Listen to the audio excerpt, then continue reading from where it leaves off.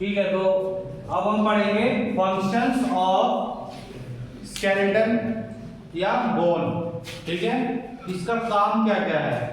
आपकी जो skeletal system है पूरा, बोन्स है इतनी सारी, कुछ ना कुछ काम तो होगा, हर चीज का कोई ना कोई काम होता है, तो इसका भी कुछ ना कुछ फंक्शन होता है। ठीक है, तो पॉइंट वाइज हम लोग देख लेते हैं। तो पहला है आपका shape and support.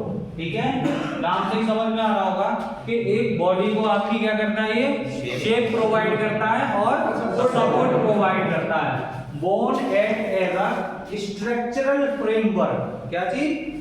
Structural framework, यानी कि जैसे आप अगर लेंटर जब डालते हैं तो क्या करते हैं, उसमें पहले सरिया लगाते हैं बहुत सारी, तो वो सरिया क्या कर रही है, एक तरीके से आपके लेंटर को सपोर्ट प्रोवाइड कर रही है। ठीक है, फ्रेमवर्क, स्ट्रक्चरल फ्रेमवर्क प्रोवाइड कर रही है। तो सेम ऐसे ही हमारी बॉडी में जो बोन्स होती हैं एक तरह से स्ट्रक्चरल फ्रेमवर्क प्रोवाइड करती है, which provide support and keep the body in shape. इसीलिए आपकी जो बॉडी है वो कैसी रहती है, शेप में रहती है। अमीबा होता है, अमीबा के अंदर स्केलेटल नहीं है उसका, तो उसकी शेप चेंज होती रहती है। ठीक है, अब आते हैं दूसरे पॉइंट पर, प्रोटेक्शन यानी कि बचाव। तो कैसे करती है, किस चीज का बचाव करती है। Many vital organs of the body are protected by the skeletal system. Vital organs कौन से आपका, जैसे कि आपका ब्रेन, ये जो ब्रेन है उसके अंदर आपका ब्रेन के आसपास क्या है, सेरेब्रोस्पाइनल फ्लूइड, ताकि और उसके ऊपर कौन सी चीज है आपका, ये पूरा क्रेनियल या स्कल बोन्स। ठीक है, तो इस तरह से आपके ब्रेन को प्रोटेक्ट कैसे किया जा रहा है, एक लिक्विड भरा हुआ है उसमें सेरेब्रोस्पाइनल फ्लूइड, और उसके अंदर वो आपका ब्रेन है, जिससे कि आपके ब्रेन में शॉक ना लगे। ठीक है, और उस पूरे एरिया को कौन कवर कर रहा है, आपकी स्कल बोन्स। ठीक है, ऐसे ही थोड़ा नीचे की तरफ आते हैं तो आपका ये जो रिब केज है वो किसको प्रोटेक्ट कर रहा है, आपके हार्ट को, लंग्स को। ठीक है, ईसोफेगस हो गई आपकी, कई सारी चीजों को वो प्रोटेक्ट कर रहा है। तो यही वाइटल ऑर्गन्स को कौन प्रोटेक्ट करता है, स्केलेटल सिस्टम। आपकी जो बोन्स हैं वो प्रोटेक्ट करती हैं, और प्रोटेक्ट तो करती ही करती हैं, उसके अलावा क्या कर रही हैं, एक स्पेस प्रोवाइड कर रही हैं उनको कहीं क्या करने का, होल्ड करने का। As it helps in holding the organs at their places। भाई कहीं ना कहीं तो उनको चिपकना पड़ेगा, रुकना पड़ेगा।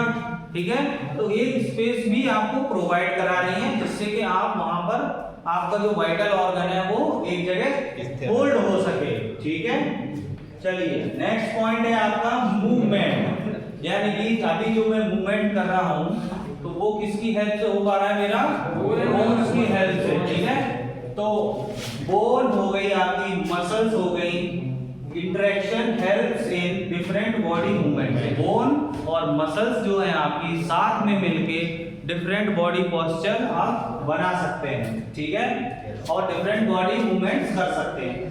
वेरियस पार्ट्स लाइक बोन, अब खाली ये नहीं है बोन और मसल्स पे ही आप निर्भर हैं, बोन्स हो गई आपकी, मसल्स हो गई। बोन को मसल से कौन जोड़ता है, लिगामेंट्स, सॉरी टेंडन। ठीक है, टेंडन से जोड़ेंगे। ठीक है, जैसे आपका ये बोन है इस तरीके से। ठीक है, मान लीजिए बोन है, अब इसमें अगर मसल होगी, इसको अटैच होना होगा, तो किसके थ्रू अटैच होगी, ये टेंडन से थ्रू। अगर ये बोन है और एक ये भी बोन है नीचे, तो ये किससे अटैच होगी, आपकी लिगामेंट। ठीक है, तो बोन हो गई आपकी, लिगामेंट, टेंडन और स्केलेटल मसल, और आगे कुछ जॉइंट्स, ये सारे मिलके आपस में जनरेट एंड ट्रांसफर फोर्सेस। क्या करते हैं, ट्रांसफर करते हैं फोर्सेस को to aid in physical movement of the whole body. इन्हीं सबको मिलाकर, इन्हीं सबसे आपका कॉम्बिनेशन बनकर क्या होता है, आपकी बॉडी का मूवमेंट हो पाता है। ठीक है, इनमें से कोई एक चीज भी प्रॉब्लम करती है तो आपको मूवमेंट करने में क्या आएगी, प्रॉब्लम आएगी। ठीक है, जैसे ये टेंडन में कोई मसल फ्रैक्चर हो गया, उसकी वजह से जो बोन है वो बोन से किसका अटैचमेंट हट जाएगा, आपका मसल का। ठीक है, तो प्रॉब्लम आएगी क्योंकि मसल भी हेल्प कर रही है चलने में। अच्छा, इसको हम लिगामेंट को हटा देते हैं। ठीक है, तो लिगामेंट में अगर फ्रैक्चर आ गया तो क्या दिक्कत हो जाएगी, तो आपके आपकी बोन का जो जॉइंट है वो प्रॉपर काम नहीं करेगा। अगर मेरा लिगामेंट टूट जाए तो मैं इसको इस तरीके से अपने पैर को मूवमेंट नहीं करा पाऊंगा, ठीक है।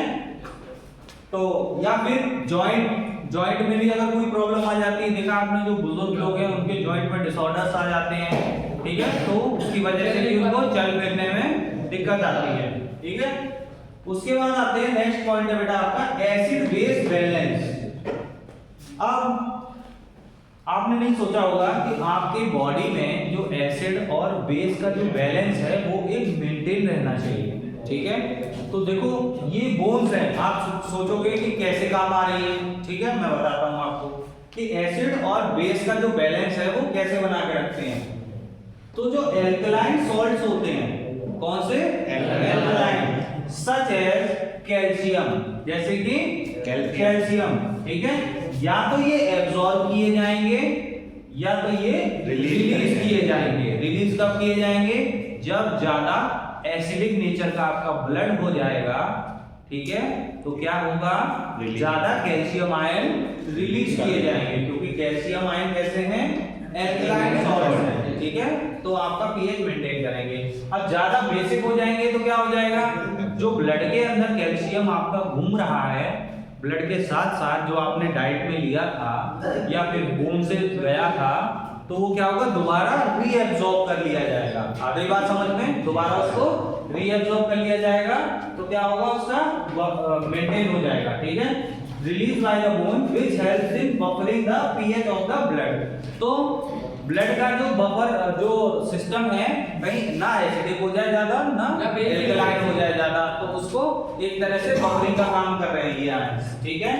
आगे पॉइंट समझ में। उसके बाद आते हैं मिनरल स्टोरेज। जैसा कि मैंने आपको बताया था कि जो बोन्स होती हैं हमारी, जो उनमें जो कठोरता आती है, जो स्ट्रेंथ आती है, वो आपकी मिनरल के डिपोजिशन की वजह से ही आती है, डिफरेंट टाइप ऑफ मिनरल, ठीक है, तो उसी की वजह से आती है स्ट्रेंथ। तो आपकी जो बोन्स है वो क्या है, एक तरह से स्टोरेज ही तो है, वहां पे बहुत सारे मिनरल्स हैं, ठीक है। तो bone also act as a reservoir of the mineral like calcium and phosphorus, ठीक है, तो एक तरह से रिजर्वायर का भी काम करते हैं। अगर आपकी बॉडी को जरूरत है तो वो क्या करेगी, आपकी बोन से लेना स्टार्ट कर देगी। आगे बात समझ में, ठीक है। नेक्स्ट आता है आपका ब्लड प्रोटेक्शन। ये मैं आपको पहले भी बता चुका हूं कि जो आपकी बोन मैरो होती है, जो कि स्पॉन्जी बोन में होती है, वो क्या करती है, ब्लड प्रोटेक्शन का काम करती है। कैसे करती है आइए देखते हैं। दे पार्टिसिपेट इन द हीमोपोइसिस। इस पूरी प्रक्रिया को क्या बोलेंगे बेटा, हीमोपोइसिस, ठीक है, इन विच इरिथ्रोसाइट्स आर प्रोड्यूस्ड। जो आपकी आरबीसी हैं उसी का दूसरा नाम क्या है, इरिथ्रोसाइट्स, ठीक है। तो इसी प्रक्रिया के द्वारा, हीमोपोइसिस के द्वारा ही आपका इरिथ्रोसाइट्स या आरबीसी जिसको हम बोलते हैं वो ही बनते हैं, ठीक है। Are produced by bone marrow which is a part of spongy bone, ठीक है, स्पॉन्जी बोन का पार्ट है अंदर वाला, ठीक है। और किस बोन में होगा, वो आपकी लॉन्ग बोन्स होती हैं। मैक्सिमम कहां होता है ये काम, जहां पे आपकी लॉन्ग बोन्स होती हैं, ठीक है। बहुत ज्यादा शॉर्ट बोन होंगी उनमें काम ये नहीं होगा हीमोपोइसिस का, क्लियर है। उसके बाद आते हैं लास्ट जो है आपका साउंड ट्रांसडक्शन, ठीक है।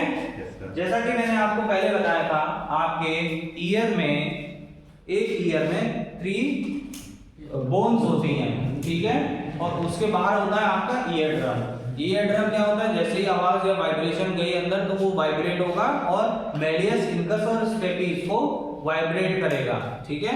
फिर उसके अंदर जो फ्लूइड होगा फिर वो वाइब्रेट होगा, फिर आपके अंदर जो रिसेप्टर होंगे वो वाइब्रेट होंगे, फिर आपके नर्व में सिग्नल जाएगा और वो ब्रेन तक जाएगा।